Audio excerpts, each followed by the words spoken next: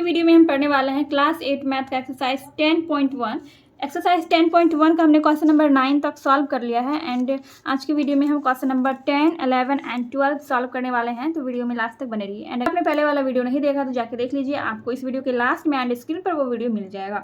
इस वीडियो के लास्ट में क्लास 8 मैथ का प्लेलिस्ट भी आपको दिख जाएगा, तो आप वहाँ से सारे वीडियो देख सकते हैं। तो क्वेश्चन नंबर 10 में यहाँ पर आपको दिया गया है x का मान ज्ञात कीजिए जब। तो यहाँ पे 3 क्वेश्चन आपको दिया गया है। क्वेश्चन नंबर 10 में आपको 3 क्वेश्चन दिए गए हैं। x का मान ज्ञात करना है, सब में आपको x का मान ज्ञात करना है। यहाँ पर देखिए, यहाँ पर भी x दिया गया है, x का वैल्यू यानी कि मान हमें ज्ञात करना है। इसमें भी आपको x का मान ज्ञात करना है और यहाँ पर भी आपको x का मान ज्ञात करना है। तो चलिए देखते हैं एक एक करके सारा क्वेश्चन एंड चलिए क्वेश्चन नंबर 10 का फर्स्ट क्वेश्चन सॉल्व करते हैं। तो यहाँ पर क्वेश्चन दिया गया है 4/3 पर पावर -4 इंटू 4/3 पर पावर -5 एंड इक्वल टू 4/3 पर पावर 3x। तो यहाँ पर आपको x का वैल्यू निकालना है, x का मान हमें निकालना है। तो सबसे पहले ये देखिए कि यहाँ पर क्या है। देखिए यहाँ पर क्या है, इन दोनों का आधार जो है वो समान है। देखिए यहाँ पर भी 4/3 और यहाँ पर भी 4/3 है और दोनों का पावर जो है वो अलग अलग है। तो जब आधार समान होता है, अब वो गुने में होता है, गुना में होता है, तो क्या होता है, तो यहाँ पर आप देख सकते हैं जब आधार समान होता है और पावर अलग अलग होता है तो क्या होता है, आधार वही रह जाता है और पावर ये दोनों जुट जाते हैं। ठीक है, तो यहाँ पर भी बिल्कुल सेम चीज़ होगा। तो यहाँ पर आधार जो है वही हम लिख देंगे 4/3 और इसका जो पावर है वो जुट जाएगा, -4 एंड प्लस -5 हो जाएगा। ठीक है, और इक्वल टू में हम लिखेंगे 4/3 पर पावर 3x। अच्छा, अब देखिए यहाँ पर क्या करेंगे हम, 4/3, यहाँ पर क्या है 4/3 और इसको हम जोड़ेंगे। देखिए ये प्लस और माइनस क्या हो जाएगा, इस तरह से हो जाएगा आपका -4 और ये भी माइनस बन गया, प्लस और माइनस क्या हो गया, माइनस हो गया और फिर ये हो गया आपका, सॉरी यहाँ पे देते हैं बराबर 4/3 पर पावर 3x। ठीक है, यहाँ पर कुछ भी नहीं है, तो इस तरह से हो गया। अब इन दोनों को हम क्या करेंगे, जोड़ देंगे। तो देखिए माइनस और माइनस क्या हो जाएगा, प्लस हो जाएगा 4/3 और ये हो जाएगा आपका -9 हो जाएगा। ठीक है, ये दोनों जुट के हो जाएगा -9। इस मतलब इस दोनों को हम जोड़ रहे हैं तो जोड़ के कितना होगा, -9 होगा और यहाँ पर 4/3 होगा और इस पर 3x। अब यहाँ पर देखिए ये दोनों जो है, दोनों का आधार यहाँ पर भी सेम है, बराबर का चिन्ह है और इस दोनों का आधार सेम है, आधार सेम है। तो यहाँ पर हम क्या लिख सकते हैं, -9 इक्वल टू 3x लिख सकते हैं, यानी कि ये जो है ये इसके बराबर है। ठीक है, क्योंकि दोनों का आधार सेम है, ये इसके बराबर है। तो x का वैल्यू निकालना है। देखिए तो इसमें हम क्या करेंगे, x को हम इसी साइड छोड़ देंगे, x जहाँ वहीं पे हम छोड़ देंगे और 3 को हम इस साइड ले आएंगे, तो बराबर के इस साइड ले आएंगे इसको 3 को, तो ये अभी गुने में है और यहाँ पे लाएंगे तो ये भाग में बन जाएगा, तो -9/3 हो जाएगा और यहाँ पर x। अब इसको आप सीधा करके भी लिख सकते हैं, इस तरह से लिख सकते हैं x इक्वल टू -9/3। अब इसको कटाएंगे, 3 × 9 तो -3 हो गया, x इक्वल टू आपका निकल गया -3, x इक्वल टू आपका निकल गया -3। तो यही हो गया आपका आंसर क्वेश्चन नंबर 10 का फर्स्ट नंबर का। तो इस तरह से आपका यहाँ पर क्वेश्चन नंबर 10 कंप्लीट हो गया। एंड अगर आपको इसको जांच करना है कि x का वैल्यू यहाँ पर सही निकला है कि नहीं निकला है, तो यहाँ पर आप x का वैल्यू रख कर देख सकते हैं। x की जगह पे आप यहाँ पर -3 रख के देख सकते हैं कि हमने x का वैल्यू सही निकाला है कि नहीं। x का वैल्यू अगर दोनों साइड बराबर हो जाए, इधर भी -9 हो जाए और इधर भी -9 हो जाए, तो इसका मतलब है कि हमारा वैल्यू बिल्कुल सही निकला है। अगर दोनों साइड मान बराबर हो, दोनों साइड -9 हो जाए, इधर भी -9 है और यहाँ पर भी अगर -9 हो जाए, तो आप समझ लीजिए कि आपका वैल्यू बिल्कुल सही निकला है। तो आपका ये आंसर बिल्कुल सही है। अगर हम यहाँ पर -3 रखेंगे तो 3 × -3 कितना होगा, -9 होगा। तो इसका मतलब है कि हमारा ये वैल्यू बिल्कुल सही है। तो इस तरह से आपका क्वेश्चन नंबर 10 का क्वेश्चन नंबर 1 कंप्लीट हो चुका है। चलिए देखते हैं नेक्स्ट क्वेश्चन। क्वेश्चन नंबर 2 में आपको ये क्वेश्चन दिया गया है। यहाँ पर आप क्या देख सकते हैं, यहाँ पर है भाग। हमने जो क्वेश्चन नंबर 1 सॉल्व किया था उसमें गुना का चिन्ह दिया गया था और यहाँ पर भाग दिया गया है। तो इसका भी आपको नियम मालूम होगा, मैंने आपको सारे नियम, सारे रूल्स मैंने आपको बता दिए हैं स्टार्टिंग में ही। तो अगर आप लोगों ने पिछला वीडियो नहीं देखा है तो वो भी देख लीजिए, प्लेलिस्ट आपको इस वीडियो के लास्ट में एंड स्क्रीन पर दिख जाएगा। तो ये चीज़ हमें मालूम है कि अगर आधार समान हो और उसका पावर जो है वो अलग अलग हो और वो भाग में हो, तो उसमें क्या होता है कि आधार वही रह जाता है और पावर जो है वो माइनस हो जाता है, यानी कि x में -3 को हम माइनस कर देंगे। ठीक है, इसमें इसको हम घटा देंगे। ठीक है, तो अगर भाग में रहता है तो ऐसा ही होता है। ये वाला नियम आपने पढ़ा होगा, इस तरह का नियम होता है। अगर ऐसा कुछ रहता है तो इस तरह का हो जाता है, ठीक है। अगर आधार समान होता है और इसका पावर अलग अलग होता है तो आधार वही रह जाता है और पावर जो है वो माइनस हो जाता है। तो ये वाला नियम मैंने आपको पहले बता रखा है। तो यहाँ पर भी हम वही करने वाले हैं। आपका जो आधार है तो वही रह जाएगा और ये जो पावर है ये माइनस हो जाएगा। x माइनस -3 इक्वल टू 7 पर पावर -5 हो जाएगा। फिर यहाँ पर हो जाएगा 7 और ये माइनस और माइनस प्लस हो गया, x प्लस 3 हो गया एंड 7 पर पावर 7 पर पावर कितना हो जाएगा 5 हो जाएगा। तो अब यहाँ पर देख सकते हैं आधार समान है, यानी कि ये जो है इसके बराबर है, बराबर का चिन्ह भी यहाँ पर दिया गया है। तो x प्लस 3 इक्वल टू 5। अब यहाँ पर हमें निकालना है x का वैल्यू। तो यहाँ पर हम क्या करेंगे, देखिए x इक्वल टू 5, यहाँ पे प्लस 3 है तो इसको हम इस साइड ले जाएंगे तो -3 हो जाएगा। तो कितना हो जाएगा, x इक्वल टू 2 हो जाएगा। x का वैल्यू हमारा निकल गया 2। अब ये सही है कि नहीं है इसका वैल्यू आप यहाँ पर रखकर देख सकते हैं। जैसे देखिए यहाँ पर क्या है, x है तो x की जगह पे हम 2 रखते हैं और यहाँ पर 3 है और इक्वल टू 5। तो 2 प्लस 3 कितना हो गया 5 इक्वल टू 5, यानी कि दोनों साइड बराबर हो गया, दोनों साइड बराबर हो गया। इसका मतलब ये हमारा जो वैल्यू निकला है x का वैल्यू 2 निकला है, ये बिल्कुल सही है।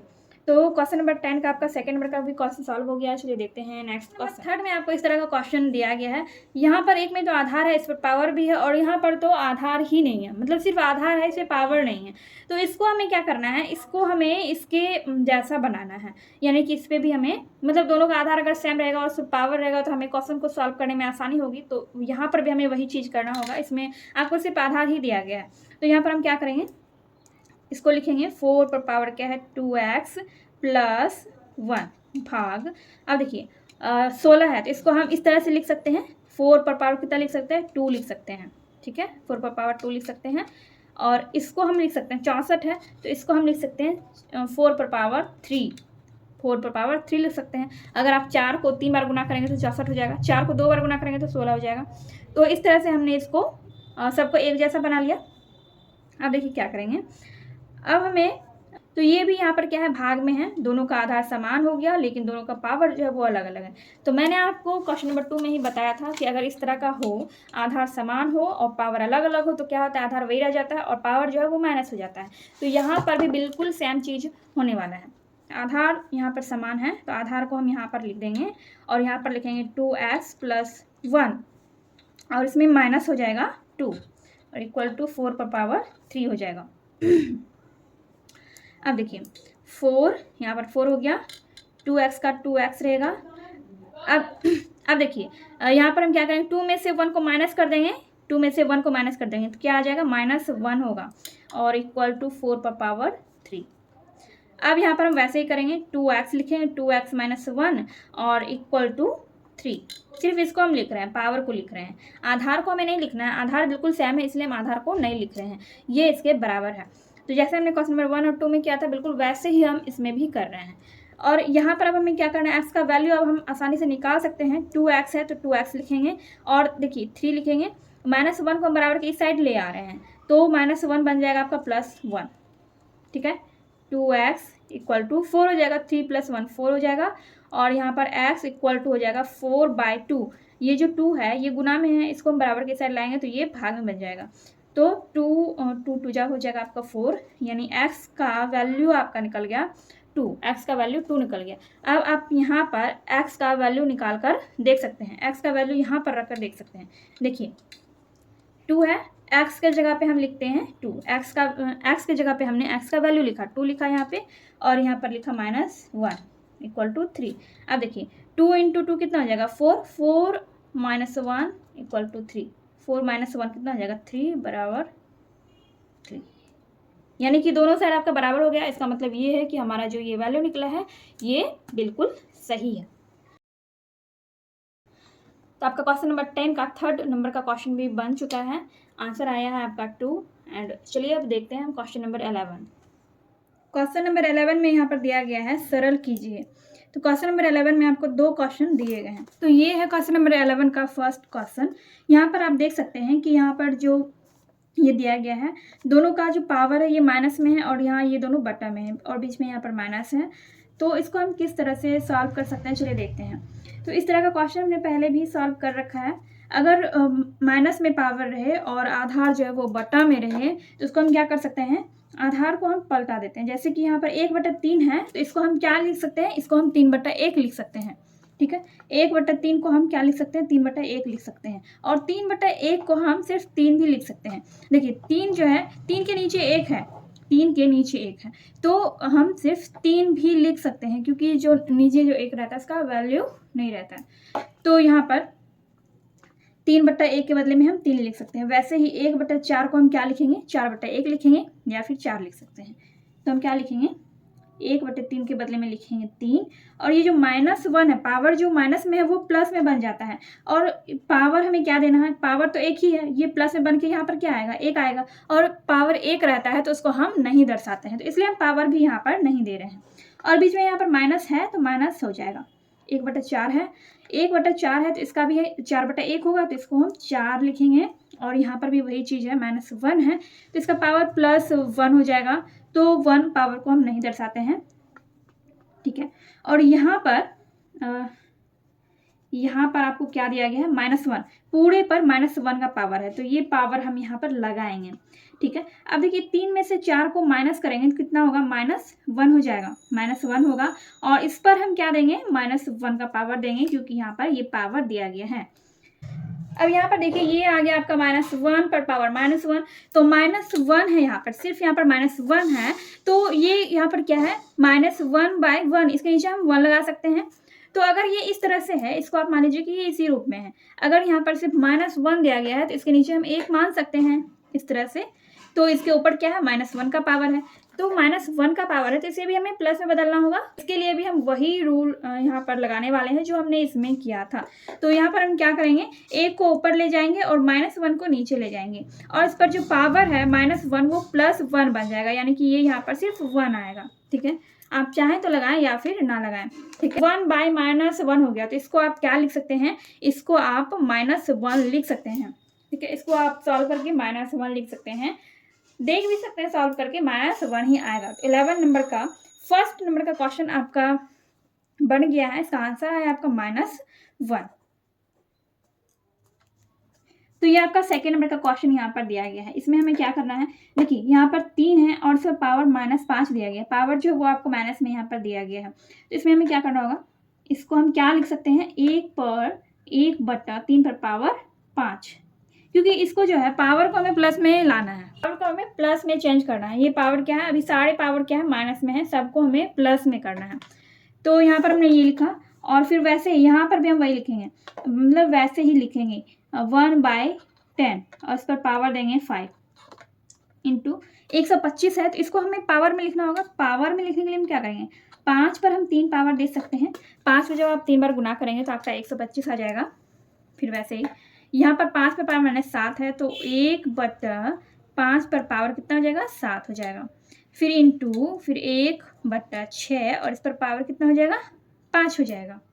ठीक है, अब देखिए क्या करेंगे, 1/3 पर पावर 5, फिर 1/, यहाँ 10 है तो 10 को हम क्या लिख सकते हैं, 2 × 5 लिख सकते हैं। तो यहाँ पर हम 2 × 5 लिखेंगे और इस पर पावर देंगे 5। ठीक है, और फिर यहाँ पर 5 पर पावर पहले से ही है 3, फिर हम नीचे देंगे, हाँ नीचे हम यहाँ पर नीचे इसको हम लिख सकते हैं। वैसे इस स्टेप को आप स्किप भी कर सकते हैं।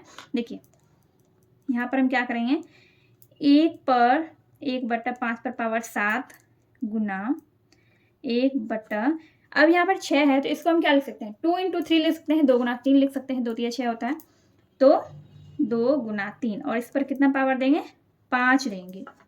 ठीक है, ये हो गया आपका। अब देखिए यहाँ पर हम क्या करने वाले हैं, 1/3 पर पावर 5 गुना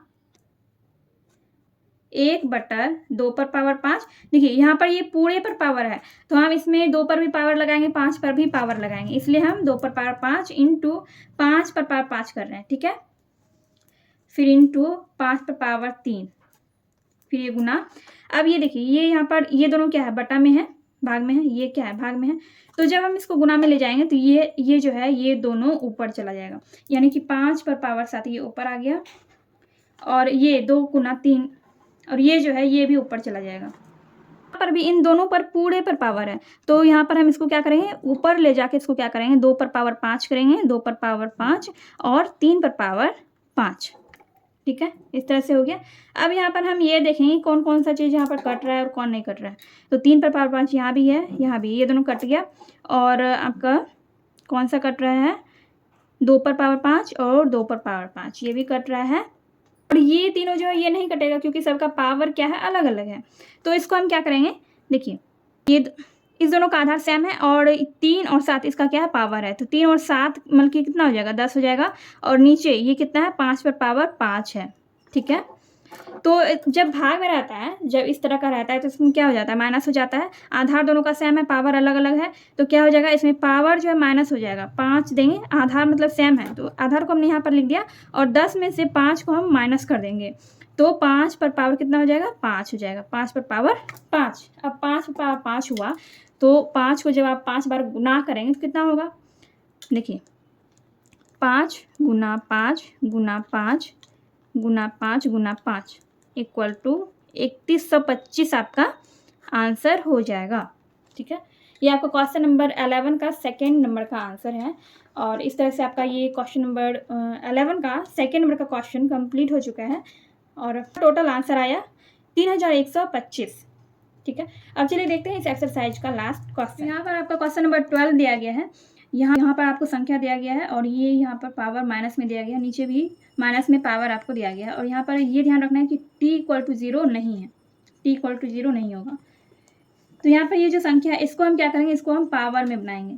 तो 25 को हम क्या लिख सकते हैं, 5 पर पावर 2 एंड इंटू फिर t पर यहाँ पर -4 है, इसका पावर -4 है। फिर यहाँ पर है 5 और इस पर पावर दिया गया है -3 एंड इंटू, अब यहाँ पर कोई पावर नहीं है, इसका मतलब है कि यहाँ पर एक पावर है। तो यहाँ पर हम क्या लिख सकते हैं, 1 लिख सकते हैं इस तरह से, और इंटू फिर यहाँ पर जो पावर है वही हमने यहाँ पर लिख दिया।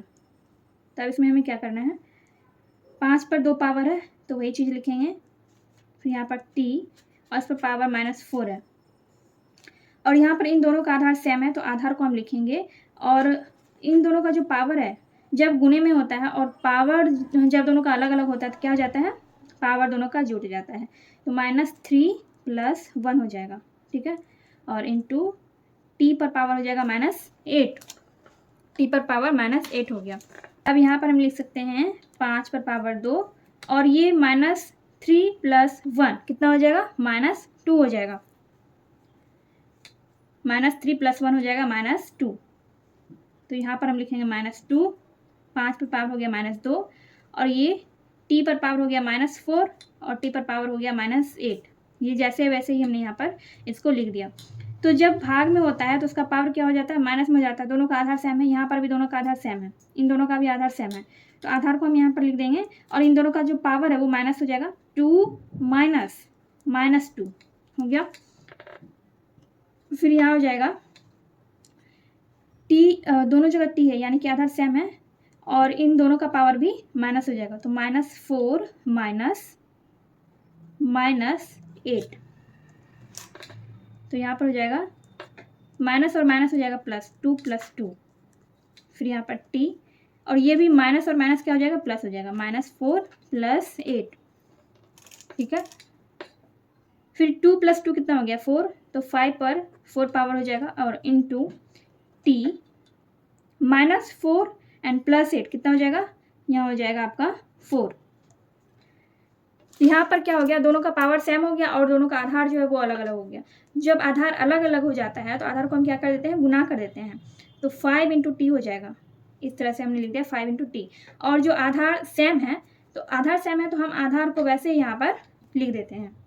तो ये हो गया आपका फाइनल आंसर, 5 × t पर पावर 4। ये हो गया आपका फाइनल आंसर क्वेश्चन नंबर 12 का। आपका क्वेश्चन नंबर 12 भी यहाँ पर कंप्लीट हो चुका है एंड आपका एक्सरसाइज 10.1 यहाँ पर कंप्लीट हो चुका है। एंड नेक्स्ट वीडियो में हम लोग नेक्स्ट एक्सरसाइज स्टार्ट करेंगे। एंड ये वीडियो अगर आपको थोड़ी सी भी हेल्पफुल लगी हो तो प्लीज़ वीडियो को लाइक कीजिए, कमेंट कीजिए एंड अपने दोस्तों के साथ वीडियो को शेयर कीजिए।